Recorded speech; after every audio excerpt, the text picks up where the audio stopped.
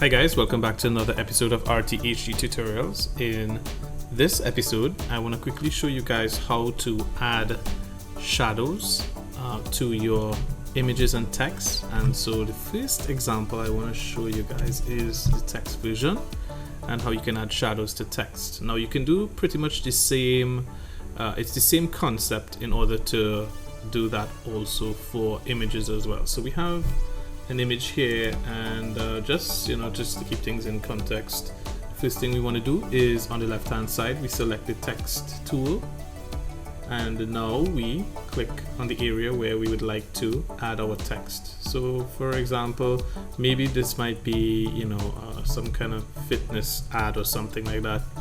So you maybe wanted to say something like get fitness on. Of course that's quite small, so I'm gonna highlight the text. I'm gonna increase the size of the text, and for all intents and purposes we won't change the font, etc. At this point, but again I just want to show you guys the concept of, just try to get it a little bigger, the concept of background shadows.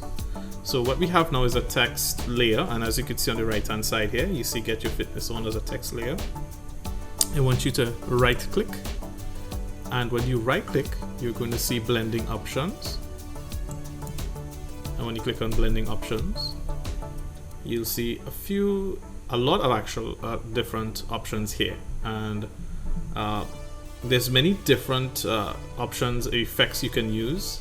And just drag this to the side so you can have a look. Don't get intimidated, you could test all, play around with all, because they do some amazing things for your text field in this case. I think though, let me just go back 1 second. I think I need to try to get this bold if possible, so I'm going to choose bold just so we see the effect a little bit better. Alright, and we're going back into blending options.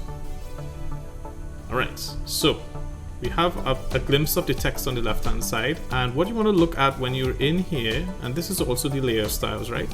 You look for drop shadow, and I clicked on it already, and you may not see, it actually did drop a shadow, but it didn't drop it, it wasn't a really obvious shadow drop.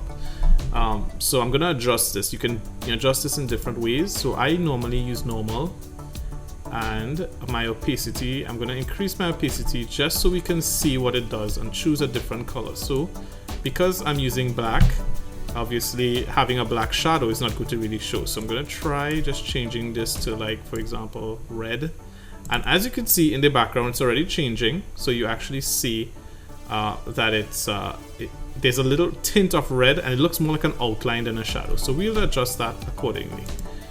But let me change it to blue, because this setting looks more like a blue setting, and so I'm gonna just keep the background near to blue. And now you can increase the size, so the spread will increase the outer size, and then you can increase it even more. And as you can see, it's changing. So as you can see, you can adjust that however you feel. I'm just giving you an example so you can see how it actually looks there. And you can change the distance. So for example, you can move the shadow away, or make the shadow look like it's more lower down than to the top, like I just did there. So you can use that to adjust your shadow accordingly. Of course, there's many different options. There's like so many different things that you could put on. You could put on an outer glow, an inner shadow. You can bevel it to make it look a little bit more 3D, etc. But that's pretty much how you add effects to your text, and it pretty much does the same thing for any different layer that you may have.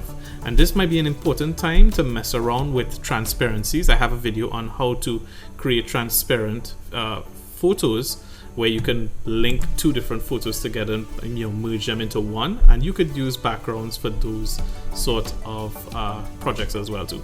So with that being said, I think I've covered pretty much the basics of adding shadows, and so thank you so much for viewing, and please consider liking and subscribing for more. And if you have any questions, hit me in the comments below and I will try my best to answer those questions, perhaps answer them there or create new videos with them. Thanks again for watching. Stay tuned to another episode of RTHD coming to a YouTube screen near you.